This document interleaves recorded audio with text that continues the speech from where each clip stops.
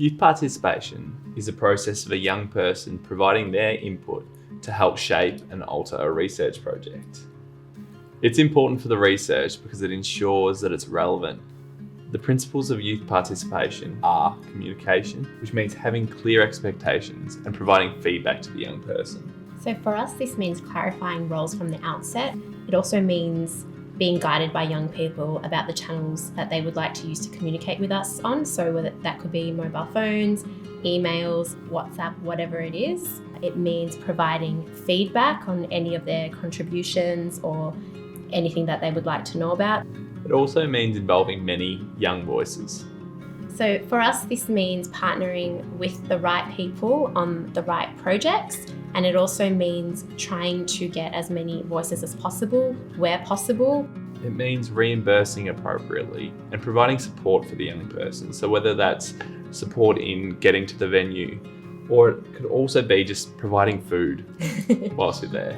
So we reimburse people for their time, their travel, any out-of-pocket expenses. And finally, it's important to be flexible, whether it's flexibility with the timing, location, a whole range of things, because young people have lives and trying to fit some consultation in our lives can be hard at times. So for us, this means being open to changes, changing things that we would normally do, and really being guided by the young person, just really working with people to figure out how they can be involved. Relieve is a trauma-focused therapy for young people who have experienced interpersonal trauma. This project was led by Wilma Peters, a PhD candidate. This project also involved youth advisors, Han and Sarah. So we participated in monthly meetings with Wilma, sometimes more often. And so during these meetings, we primarily were updated on how the research project was progressing. We also gave feedback on questionnaires that young people would be answering, and just incorporating ways to maybe word questions a bit more differently to make them more youth-friendly, and just including opinions on how to make young person's experience just more comfortable and less anxiety-provoking.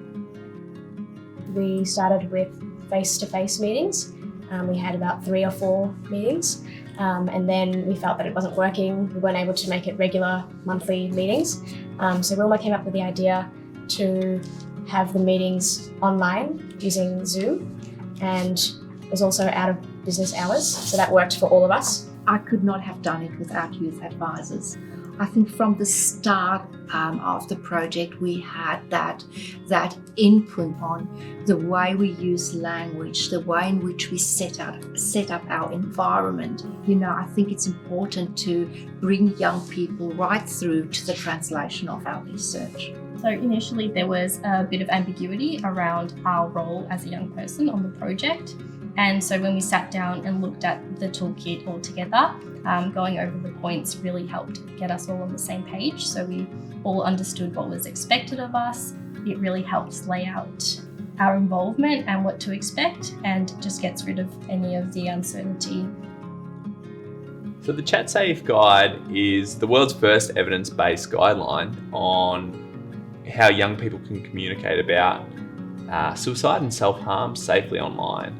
The guidelines were developed by a team of Orygen researchers and also with a whole range of youth advisors, including Zoe, who we've got here as well. Me and my colleague Ricky, we attended the very first meeting before all of the planning was even done. So what Ricky and I got to do was look over participant consent forms as an example. We made sure that they were youth-friendly, that they made sense, that they weren't filled with lingo that, you know, a 16-year-old might not understand. We were involved in helping proofread the guidelines as well, and making sure that they were youth-friendly. And the workshops themselves were really fun. I mean, it didn't really feel like a workshop. We were given Play-Doh and like sticky notes and all of these tactile like toys to play with, and it didn't feel like work. It felt like we were just trying to solve a problem in a fun, creative way. While we were preparing our ethics applications, we were very mindful of that, and that's also why we had our youth advisors, so that they were able to advise us on any challenges that they identified and how we could mitigate some risks. And that's one of the things that we said to the ethics committee was that we are working with 2 youth advisors. They have had a look at all of our protocols. They do think it's youth friendly. When the young person comes to the room and they see other young people like myself part of, I guess, the research team, it makes them feel like, hey, these people actually care about us. They actually want to work with us because they're already working with young people. Let's give this a go. And I think that helps break the ice as well a little bit by seeing other young people who are also part of the backstage work in this project. Yeah.